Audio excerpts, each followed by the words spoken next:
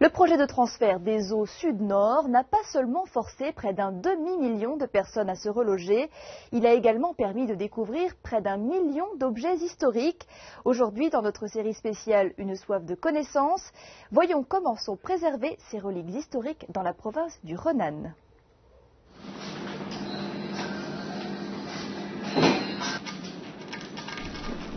Les secrets du passé enfin révélés.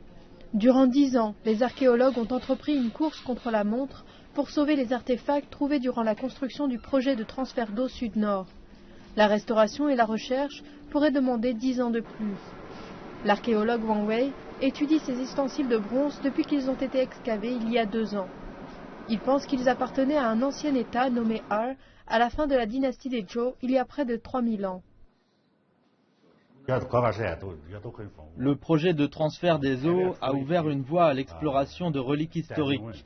Celles qui comportent des inscriptions anciennes ont une valeur particulièrement extraordinaire pour les études historiques. Ces éléments reflètent le haut degré de technologie et de maîtrise. Les inscriptions fournissent le nom du propriétaire et des vœux pour une vie heureuse. Les siècles n'ont pas non plus altéré cette épée de bronze. Le centre de recherche de Wang Wei est un entrepôt pour l'histoire. Les reliques fournissent des références de valeur pour l'évolution et la disparition de l'ancien état de Ar.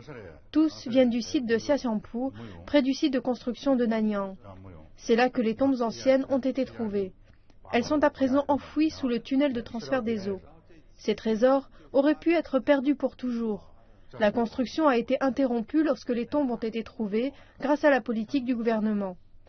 Un sauvetage d'urgence a alors été organisé, tandis que le chantier se poursuivait. C'est un sentiment partagé de grands espoirs et d'inquiétude.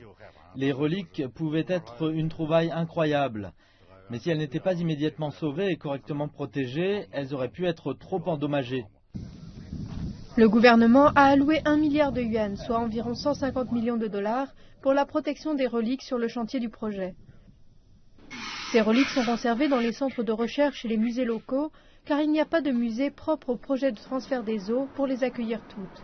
Restaurer la culture ancienne pourrait être un défi plus important que celui de construire de nouveaux projets. Wang Wei y travaille depuis près de 30 ans. Pour lui, l'héritage de la Chine future dépend de ce que nous préservons aujourd'hui.